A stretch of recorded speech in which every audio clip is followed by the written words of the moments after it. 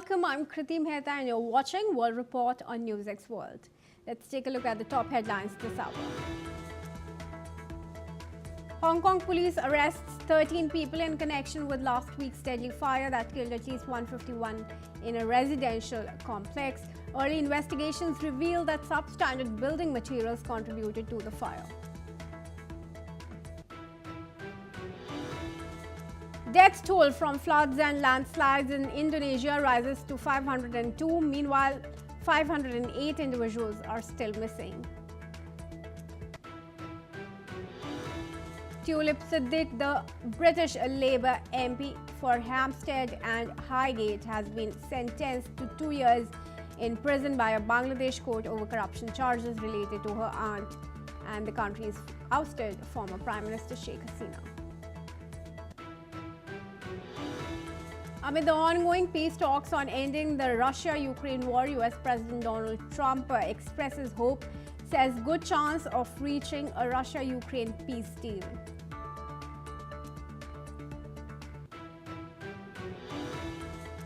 As Ukrainian delegations wrapped up Ukraine peace talks in the United States, US Secretary of State Marco Rubio has said that talks were productive, but more work is to be done on the truce proposal.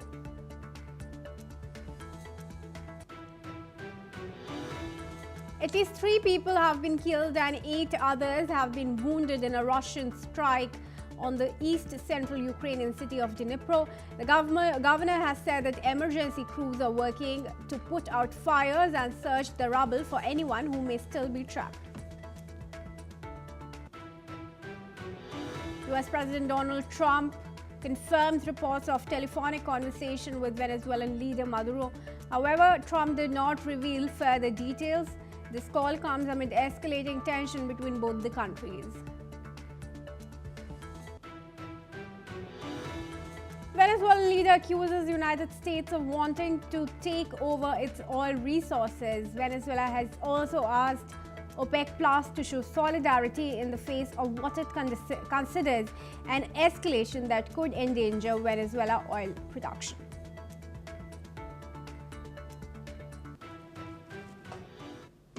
And viewers, the Hong Kong authorities are investigating the city's deadliest fire in decades, which has claimed at least 151 lives now.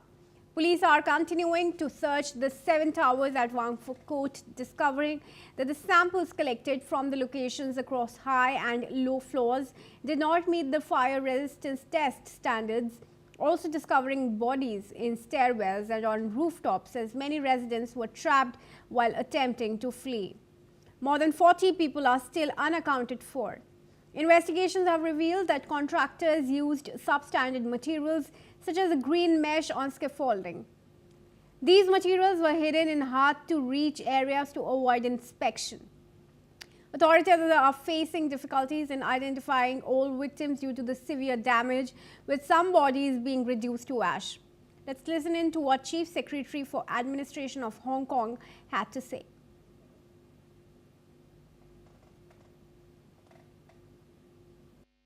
一共有7個分佈喺高、中、低層唔同嘅地方，所採集到嘅樣本呢係未達到阻燃測試嘅標準嘅。事源喺今年嘅7月之後，因為颱風襲港期間破壞咗原先安裝喺棚架嘅防護網，於是有涉案人士喺一間本地嘅供應商分批購買防護網。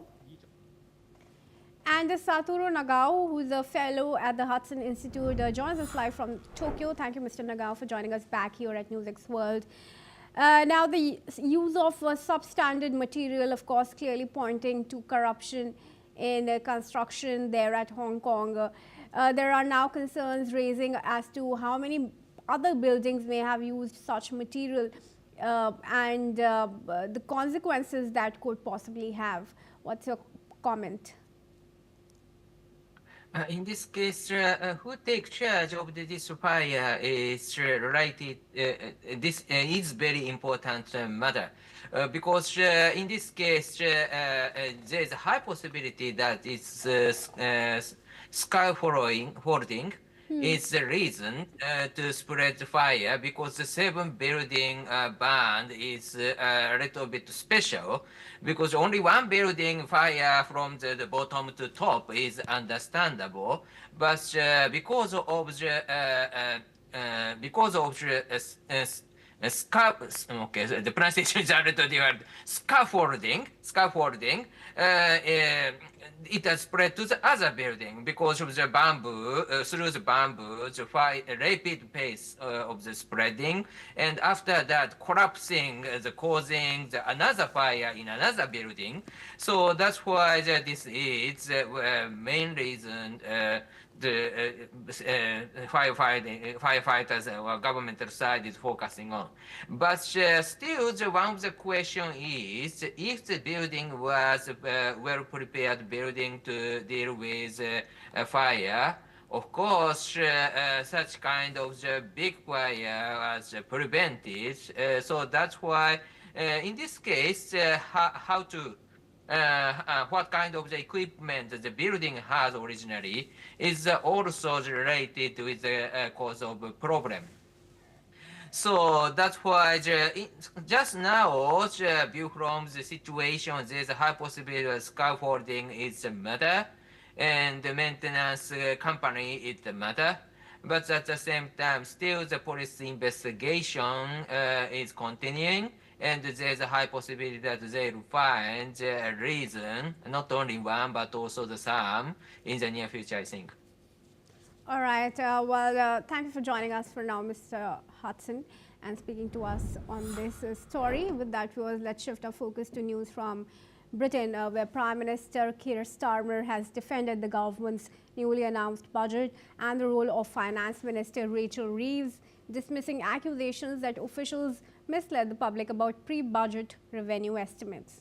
Critics have claimed that Reeves painted an overly pessimistic economic picture to justify tax increases, but Starmer said there was no misleading in the government's assessment. Starmer also announced planned social security reforms aimed at strengthening the welfare system. The Prime Minister said the budget and policy direction focus on long-term stability, fiscal responsibility and improved cooperation with the European Union. Listen in.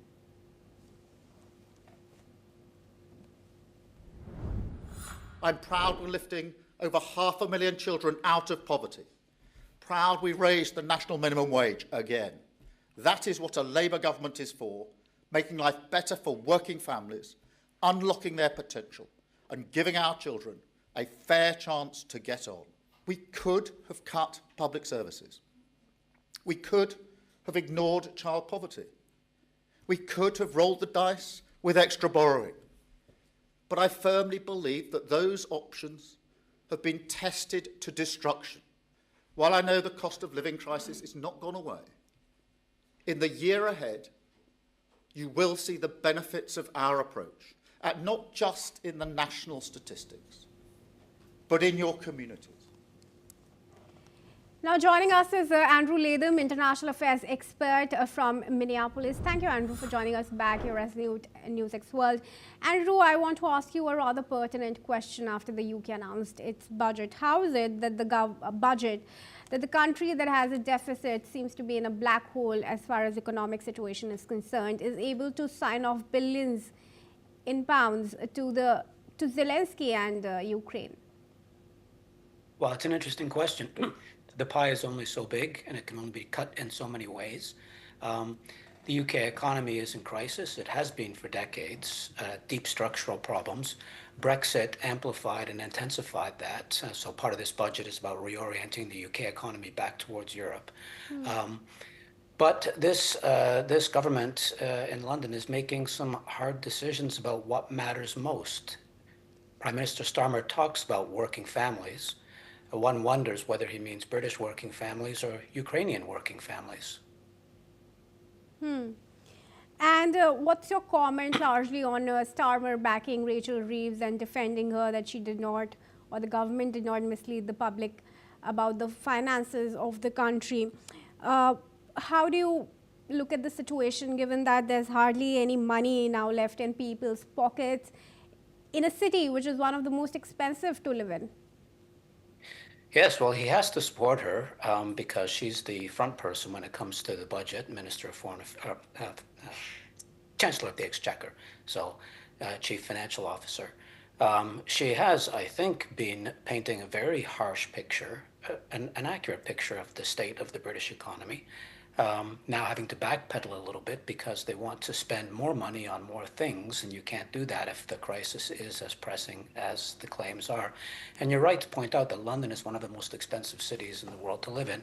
Not all of his Labour, Prime Minister Starmer's Labour supporters live in London, of course, but many of them live in cities, and many British cities are very expensive to live in, if not as expensive as London. So he has a large parliamentary majority. He doesn't have to worry about holding his coalition together, but looking ahead to the next election, because the actual electoral numbers were very close. Labour barely won. He has to be mindful of keeping his base constituency happy, and that means throwing them more than breadcrumbs. There's quite a bit being spent here on working families. The question, though, is A, is it enough? And B, is it sustainable beyond the next election cycle? All right. For now, thank you, Mr. Andrew Latham, for joining us here at NewsX World. And with that, as we move on.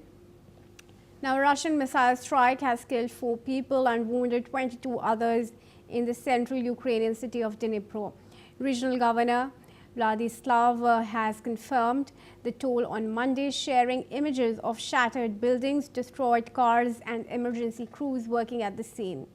Dnipro, a major city about 100 kilometers from the front line, is regularly targeted by Russian bombardments.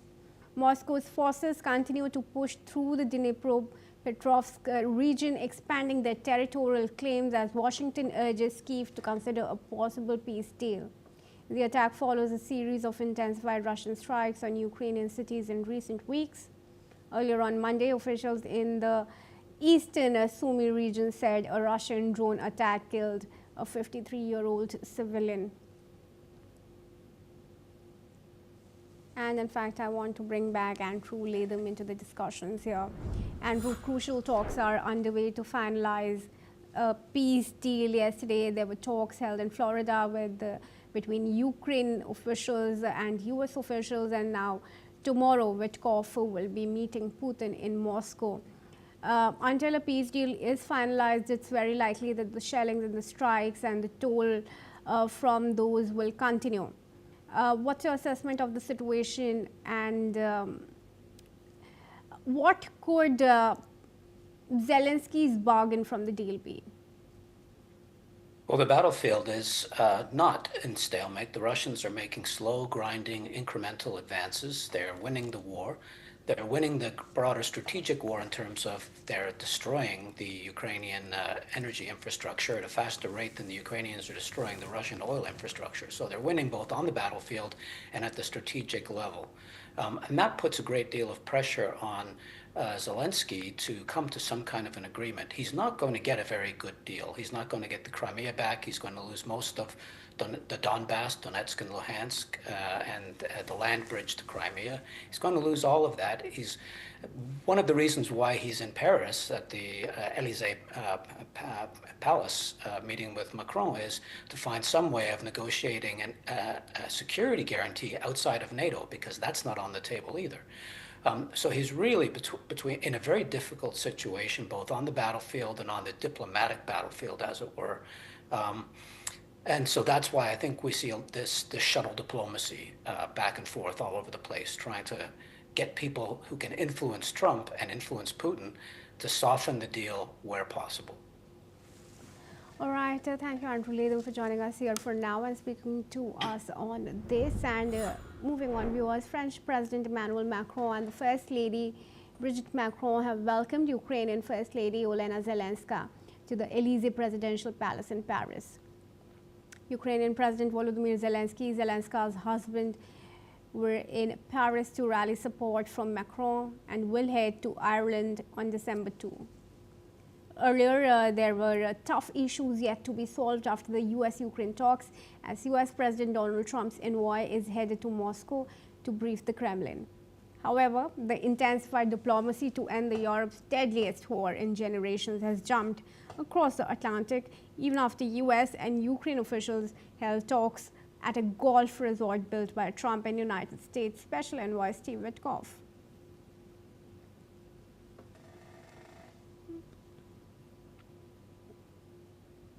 And moving on, viewers, Israeli President Isaac Herzog says he will consider only the best interests of Israel as he weighs Prime Minister Benjamin Netanyahu's request for a pardon on corruption charges. Herzog stressed that the process will be handled correctly and precisely after Netanyahu argued the long-running cases were tearing the country apart. The Prime Minister, who has denied all wrongdoing, made no admission of guilt in his request. Former US President Donald Trump has also urged Israel's president to grant the pardon. Netanyahu and his wife are accused of accepting luxury gifts with more than $260,000 and of seeking favorable media coverage in 2 additional cases. Outside the Tel Aviv courthouse, supporters and opponents staged competing protests as the latest hearing got underway. All right, and I will shortly be joined in by Sasha Mashta, who's a political commentator, to give his inputs into the story here. But what we are now learning, viewers, is that Macron and Brigitte Macron, who are meeting Olena Zelenska and Volodymyr Zelensky in Élysée Presidential Palace in Paris, are there to rally support. In fact, earlier there were tough issues that were to be solved, which included talks with US President Donald Trump's envoy, who will now be headed to Kremlin. Now, the intensified diplomacy to end Europe's deadliest war has jumped across the Atlantic. US and Ukraine officials have already held talks in Florida and in Geneva before that. The tides now turn as Witkoff will be heading to Moscow for a round of talks at Kremlin with Putin.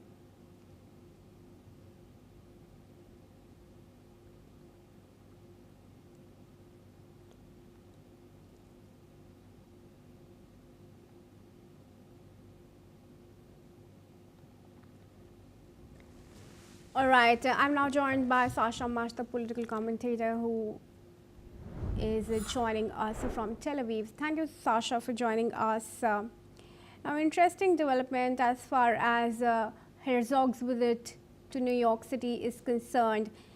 Crucial to note here, Sasha, is the timing of his visit. It's coming right after Netanyahu has requested the president for a pardon in the corruption cases.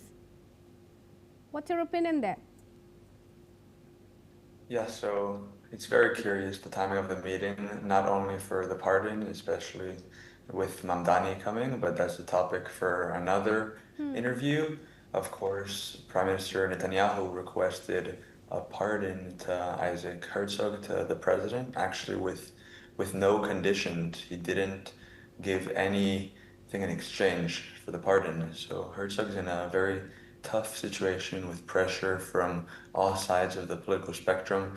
You've got people on the opposition that are really outraged and are exerting heavy pressure for Herzog not to budge and grant Netanyahu a pardon.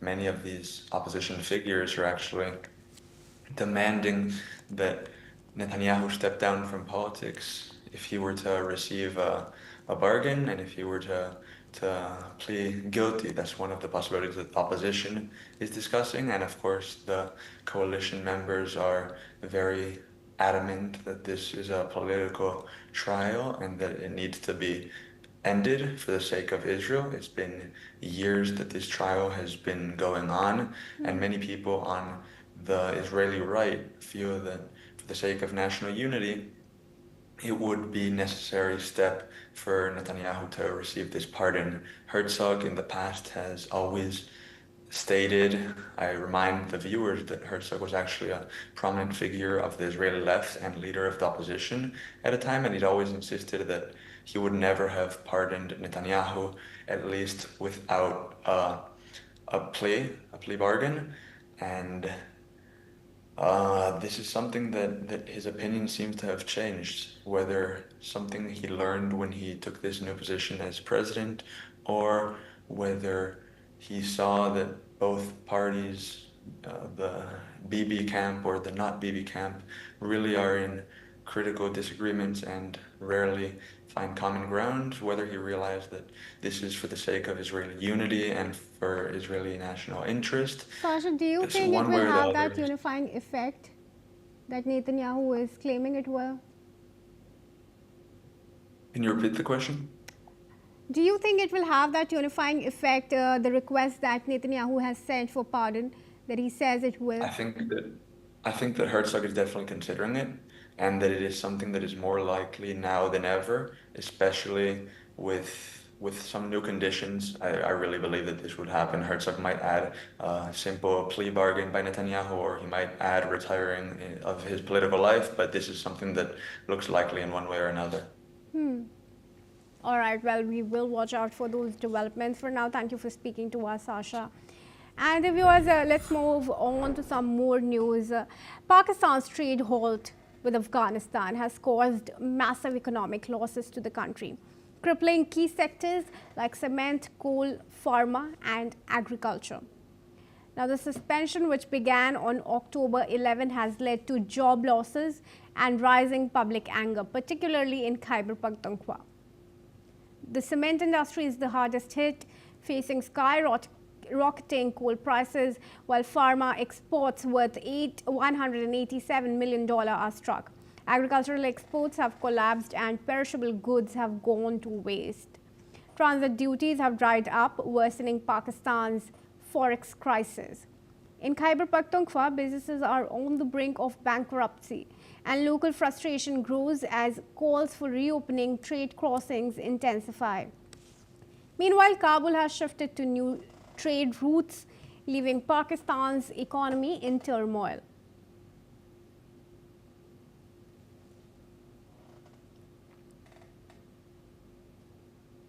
And we now move on to news from Bangladesh, which says that it expects India to extradite deposed Prime Minister Sheikh Hasina at the earliest, following her conviction and death sentence in absentia for crimes against humanity. The interim government's foreign affairs advisor, Mohammad Tauheed Hussain, has said the issue should not block broad ties with New Delhi, but added that India must adjust to new realities after last year's July uprising toppled Hasina's government. The advisor has told reporters in Dhaka that Hasina's repatriation is now Bangladesh's formal request under the country's extradition treaty. Hasina was declared a fugitive and she fled to India after her regime was ousted. Bangladesh has submitted an official extradition letter and is awaiting India's response. Dhaka may also approach the International Criminal Court to bring back other convicted fugitives. Moving on, Israeli Prime Minister Benjamin Netanyahu has arrived at the court in Tel Aviv, where he will be on trial over the corruption charges against him. There have been protests since Netanyahu has submitted a pardon request to the President Isaac Herzog.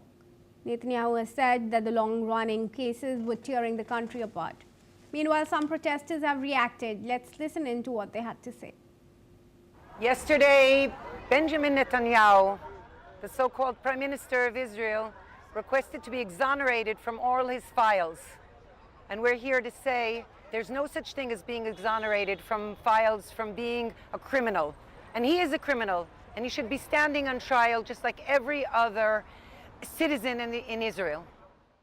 We've been coming here almost once a week throughout Benjamin Netanyahu's trial to make sure that the trial continues, to express our dismay, and especially today after Bibi Netanyahu, without pleading guilty, without taking responsibility, asked Herzog for a pardon, which we find unacceptable. There's still a law in Israel, and that's fine. Let him confess his crimes, let him claim his guilt and responsibility, and then ask for a pardon. And that's all the time that we have for Keep Watching NewsX World for more news updates from across the world.